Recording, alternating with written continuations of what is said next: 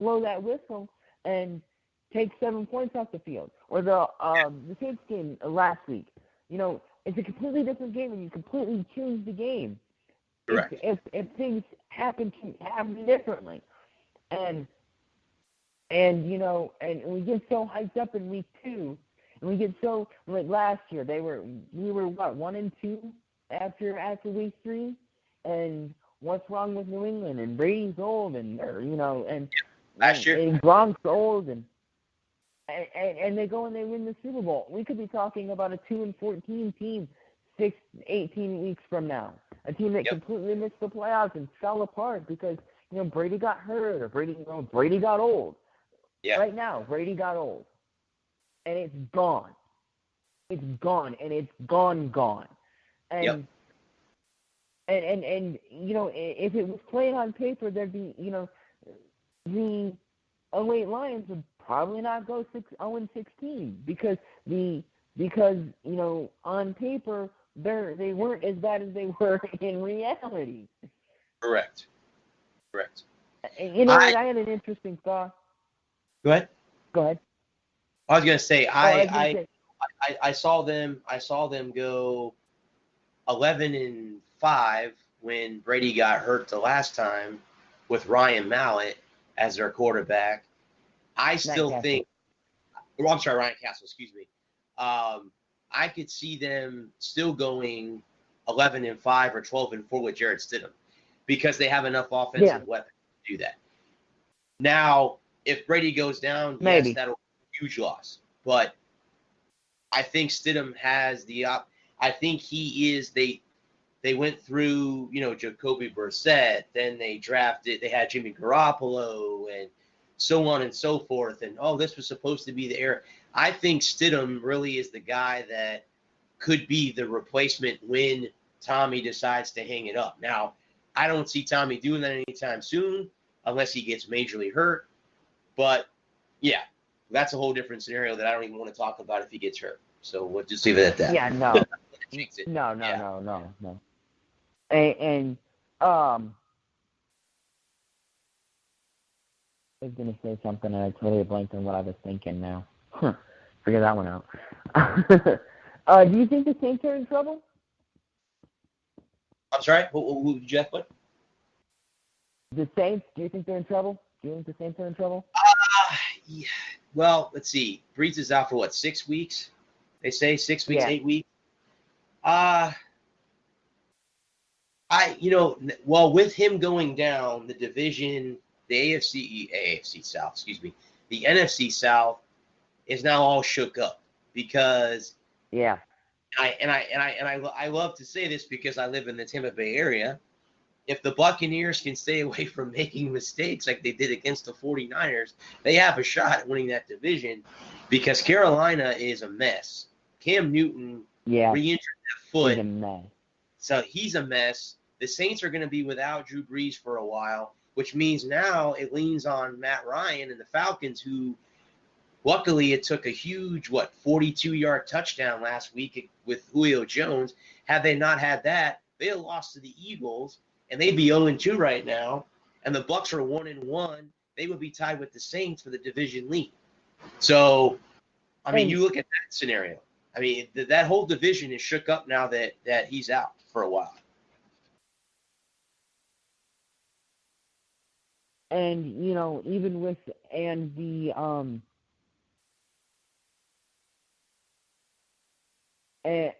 and the Eagles almost won that game. They were a drop away from walking away with that game. Yep. So exactly. that Atlanta defense is porous.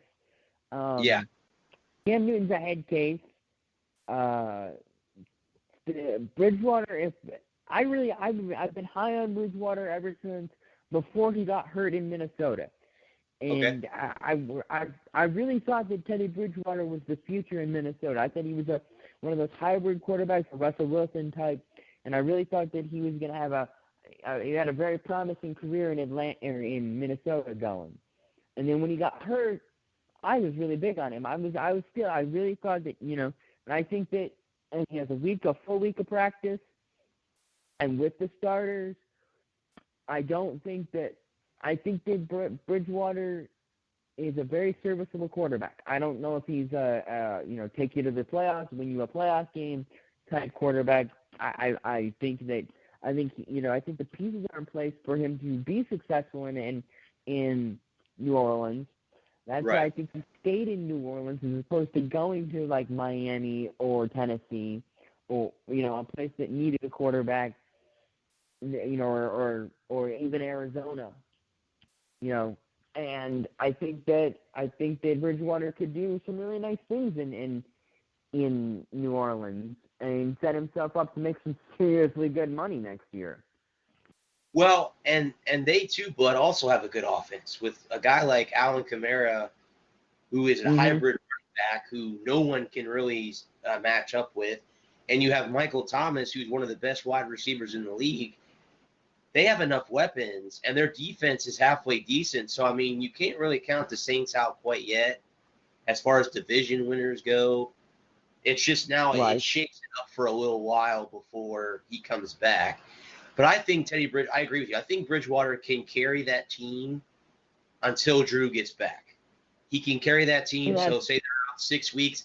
I could see them going 4-2 or at least 3-3 during that time span to keep the Saints still relevant moving forward. And I don't think the thing is that Bridgewater's got to remember that he doesn't have to win them the game. He just can't lose them the game. He can't throw a bad pick. He can't get running around there with the ball out there like a loaf of bread and drop it, put it on the dirt, and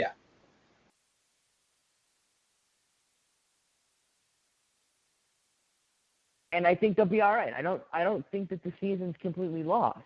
I think and of course we're only 2 weeks in, and everybody, when we're what is that Lobetard show, the Reckless Speculation? Right, yeah.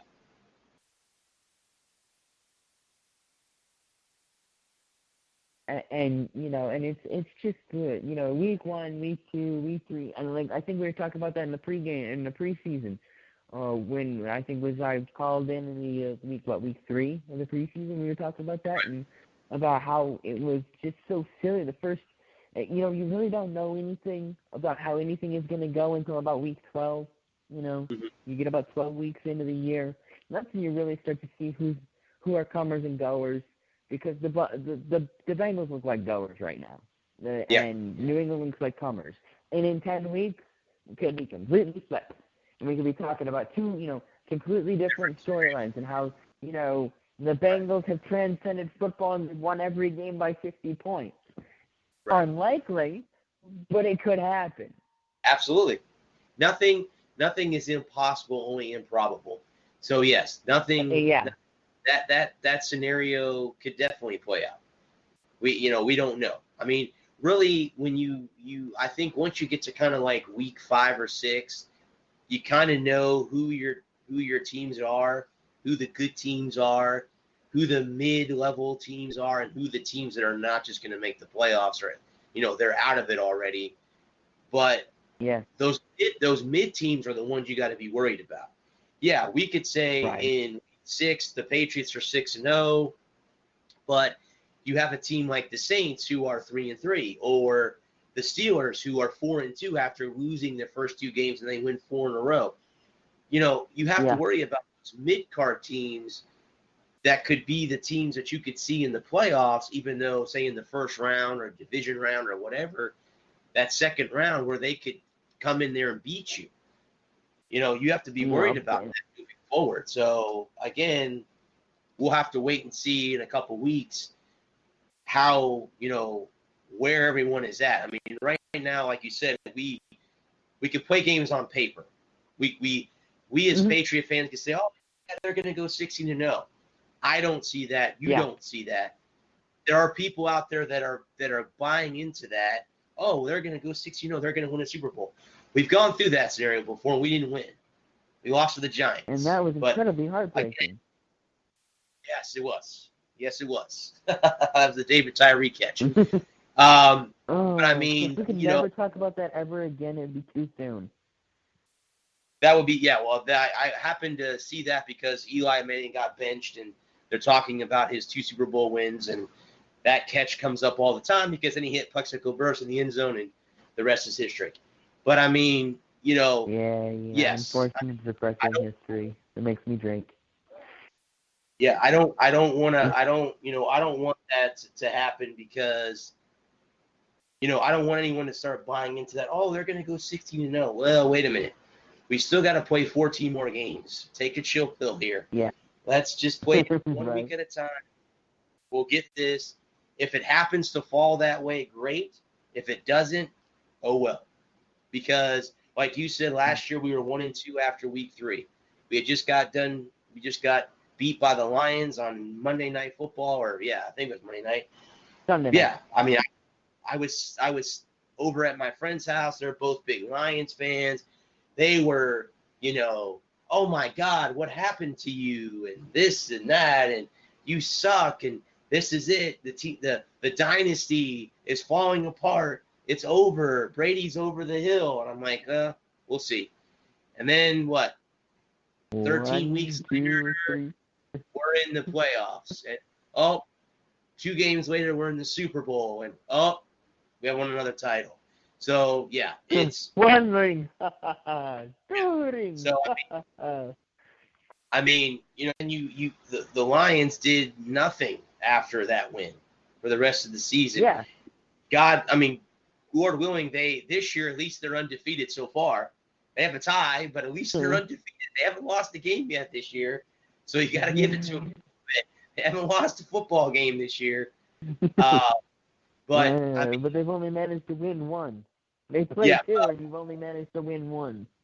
And Matt Patricia has his hands full. That's a team that's going to be good in a few years. He's got to build that team up. Maybe. He's got to build that team up a little bit. And that division that the Lions are in is tough because Green Bay's good this year. Minnesota, who I thought was going to beat the Packers last week, but Green Bay proved me wrong. Green Bay proved me wrong. And then Chicago, was good last year.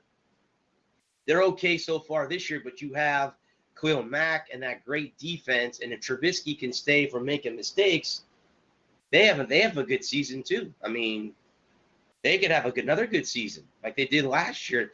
They were playing the Patriots, or they were in the NFC playoffs last year. So they gave the Patriots fits. They lost. We beat Chicago, but they gave us fits in that game. So, it's easy to sit here and point and say, okay, we look 15 weeks later and we're going to be undefeated. Well, we don't know. So we have to wait. Like I said, play every game the way it is. Play it week to week. Who gets injured? What happens with trades and where these guys go? And I'm really interested because, again, being that I'm a local, that the big bad Giants are coming down here this week. I hope Tampa Bay beats them. Daniel Jones is the quarterback, not Eli Manning, so that's going to be interesting to watch on Sunday. It's a terrible idea. But I hope that the Bucs can stay off if Winston cannot make mistakes like he did in Game 1 against the Niners, we can win because last week he proved that. Our defense, the Bucs defense surprised me so far in the first 2 games. They've been a surprise to me. The offense hasn't shown up yet, so hopefully they do it this week against the Giants, who don't really have a very good defense. So, like I said, if Winston can stay off the mistake board, we're okay. I saw an interesting comment left in a Facebook group about the Dolphins and about how teams are they the most feared team in the NFL. You don't want to be that team that loses to the Dolphins. It got me thinking. It's like, the Dolphins are hysterically bad, and they could be a team that goes 0-16. And I was thinking about how in the first 89 years of pro football, there was only one defeated team.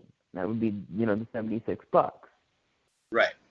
And then in the last decade, we've had 2, and maybe even a third. And it's like, what happened,